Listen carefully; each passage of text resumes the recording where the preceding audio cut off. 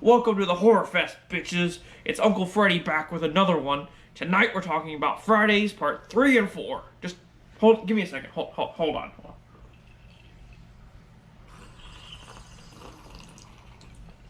Oh, god damn it. Oh, it's everywhere.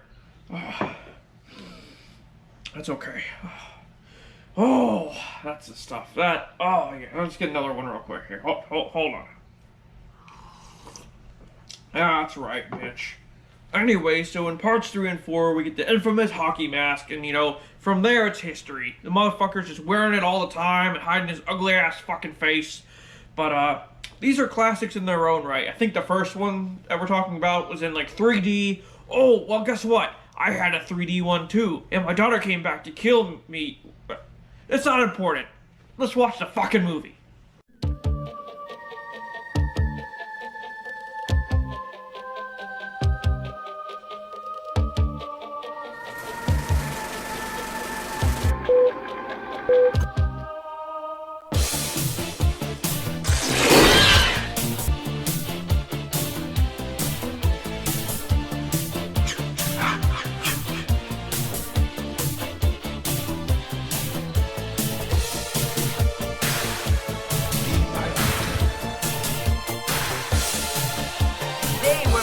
Love while that young boy drunk.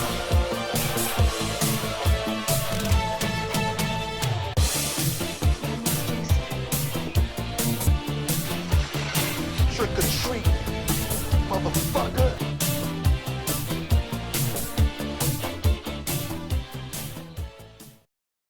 With your host, Freddy. Happy Halloween, bitch.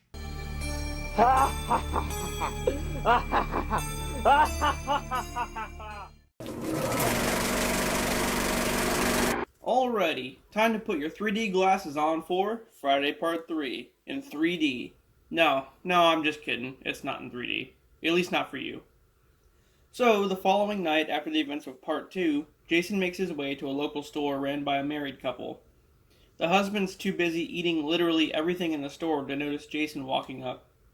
And just an FYI, don't buy anything from this store because the guy literally walks around and takes one bite out of something and then puts it right back. Who the fuck does that? Anyway, so Jason kills the couple and takes some new clothes. Meanwhile, a group of teens head to Higgins Haven, the childhood home of Chris Higgins, for a fun-filled weekend. This is a fun bunch. There's a pregnant chick and her boyfriend, Shelly the prankster, and his blind date Vera, who really doesn't seem to be into him all that much.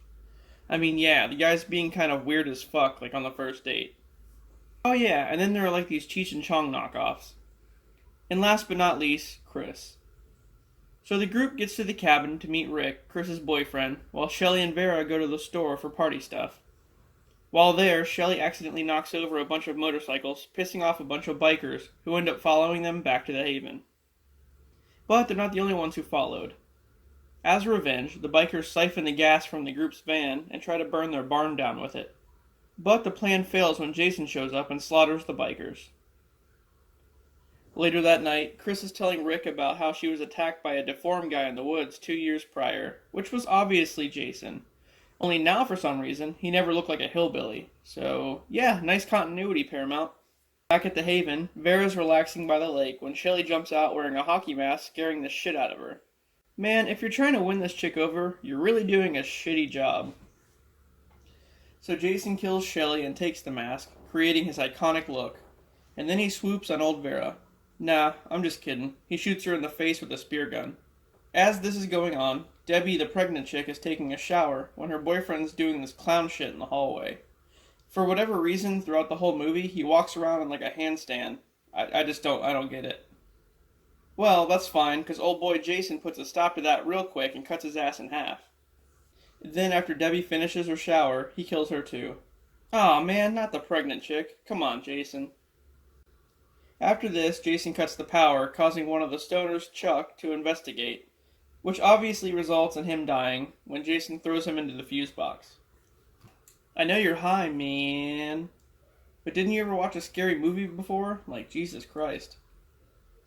Don't go into a dark basement alone. Then, his girlfriend Chili gets impaled with a fire poker. Conveniently, Chris and Rick show up after everybody's killed, and Rick takes a look around. As soon as he gets outside, Jason grabs Rick by the head and crushes it. It's the best special effects I've ever seen. Really. So good. I can't even see the string. Finally, Jason goes after Chris, which ends with a confrontation in the barn. Chris manages to hang Jason with a rope, but he gets free and pursues her. Ali, one of the bikers, is actually still alive and tries to intervene, but Jason kills him off instantly. As he gets distracted, Chris finds an axe and buries it deep in Jason's head, dropping him to the floor. She manages to make it out to the lake and escapes in a canoe, where then she's attacked by Pamela. Oh no, not really. She dreamt the whole thing. When she wakes up though, she's now traumatized and gets taken away by the police. I think she went fucking nuts. Jason's body, however, remains on the floor in the barn. Later that night is where part 4 starts. As police finish cleaning up the area, Jason's hauled off to the morgue. This doesn't last very long though, because Jason isn't truly dead and springs to life, killing the coroner and a nurse. The following day, and keep in mind, part 2, 3, and 4 all happen within like the span of 3 days or so. A group of teens show up to Crystal Lake for the weekend. Oh great, just another group of teens. There's no need to introduce them, trust me. Well, except for Crispin Glover, he's in there. As they head to their cabin, they pass by a hitchhiker who's just going to town on a banana. Man, she's like fucking going hard on that shit. Unfortunately though, she doesn't get to finish inhaling it. So as they're unloading, they meet Trish Jarvis and her little brother Tommy, who live across the street. The next day, the group meets these twins down by the lake and they all go skinny dipping. Ah yes, the 80s, when this kind of shit just happened on the regular. Do people even go skinny dipping anymore? Meanwhile, Trish and Tommy are driving through camp when their car breaks down. They're introduced to a guy named Rob, who helps them out. And they take him back to their house, where Tommy shows them all of these weird masks he's been making.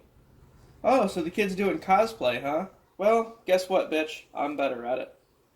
So anyway, that night the group of teens are having a party, and there's this weird scene where Crispin Glover does like this really awkward dance, and I'm pretty sure it wasn't supposed to be in the movie, but it was so fucking awkward they just threw it in there anyway.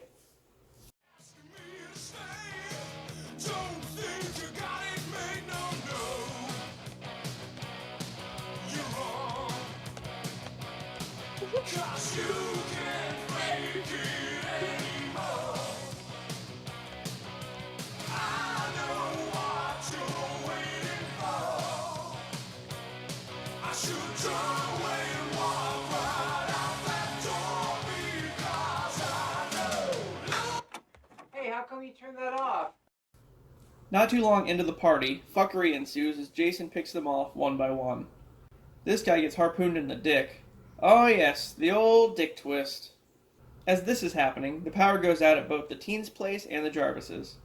Trish goes looking for her mother, who's been missing for quite a while, and stumbles upon Rob's campsite, where it's discovered that he's actually the brother of Sandra, one of the teens from part 2. Oh yeah, that's right. Wasn't she the one that got speared to her boyfriend when they were beeping the boop? Ah, sucks. Anyway, so Rob tells Trish that he's come back to avenge Sandra. Ha ha ha! Oh, that's a funny joke, man.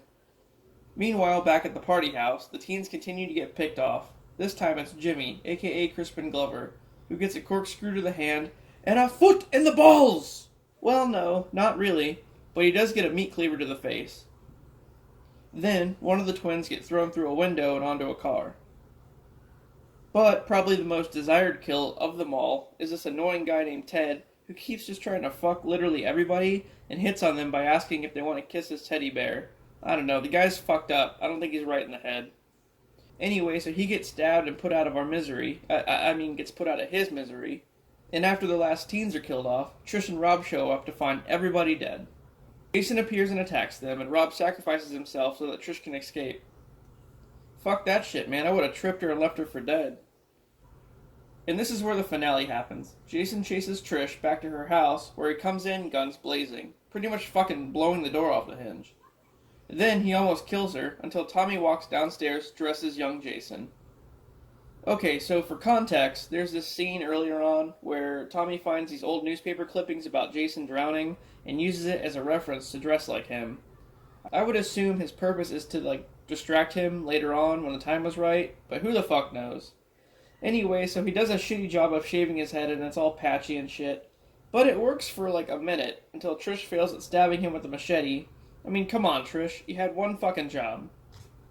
Then Tommy picks the machete up and rams it into the side of Jason's face. But, not yet satisfied, Tommy repeatedly hacks at Jason's body and screams "die" over and over again. Oh no, he doesn't have the makings of a psychopath. Nope, not at all. The film ends with Trish in the hospital as Tommy's looking even more creepy. The end. So these were iconic because Part 3 was the first time we saw Jason in his iconic mask, which actually happened by accident. The actor was having trouble wearing the sack on his face and put on the hockey mask as a joke. But I guess the crew liked it so much that it stayed, and the rest is history. Poor frickin' Chris went nuts, man, and she got hauled off to the loony bin, I think. But out of all the girls so far, I think she fared the best against old Jason. Well, that is until Tommy came along. That little psycho will be the protagonist for the next few movies, including Part 5, which I'll be covering tomorrow. So, see you then.